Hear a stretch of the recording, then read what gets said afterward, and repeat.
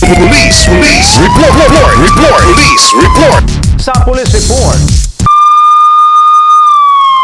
Ang police report hatod kaninyo ni Board Member Nemesio Imi Lahi-Lahi, Board Member, 2nd District, Misamis Occidental, Chairman sa Committee on Peace and Order sa Sangguniang Panlalawigan. Police report. Police report.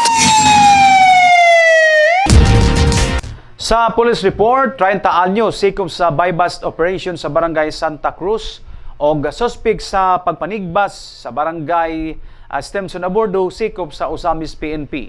Ano ang mga Police Report ni Johnny Tommy? Tugyan sa kapulisan sa Dakbayan sa Osamis ang usa ka 30 anyos nga lalaki. Kini human nagpositibo sa usa ka drug buy-bust operation nga gihimo niadtong Mayo 4 sa gabi sa Purok 2 Barangay Santa Cruz. Ang subject suspect residente raw sa mga barangay nga si alias Luloy o usa ka ulitaw. Human napalitan ang suspect sa nagtakubang parokyano.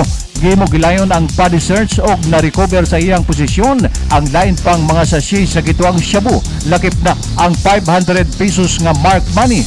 Ang suspect ana nakaron sa kustudiya sa Osamis City PNP o giproseso na ang mga dokumento alang sa pag-atubang ng kaso sa paglapas sa Republic Act 9165 o Comprehensive Dangerous Drugs Act of 2002.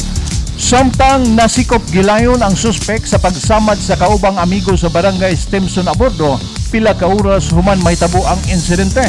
Ang suspect, usa ka 42 anyos nga si alias Ramilito, gikatakdang pasakaan sa kasong frustrated homicide. Human gisamaran ang naong sa amigong biktima nga kasamtangang nagpaalin na karon sa Tambalanan ning syudad. Sumala sa impormasyon nga nakalap sa kapulisan nga posibleng ang motibo sa pagsamad mao ang pagpamadlong sa biktima ngadto sa suspect. Matud pa, gipadlong sa biktima ang suspect nga dili maghukas taliwala sa publiko. Gumikan kay bawal kini sa ilang barangay sumala sa namugnang ordinansa. Gumikan kay managsamang ilalom sa ilimnong makahubog ang mag-amigo atol sa bispera sa kapistahan sa Stemson Abordo.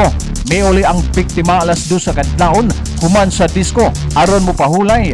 Apan wala ka matikod ang biktima nga gisundan kini sa suspect og miagi kini sa may kusina sa balay og didto gihimo ang krimen. Alang sa Police Report, Johnny Tommy reporting.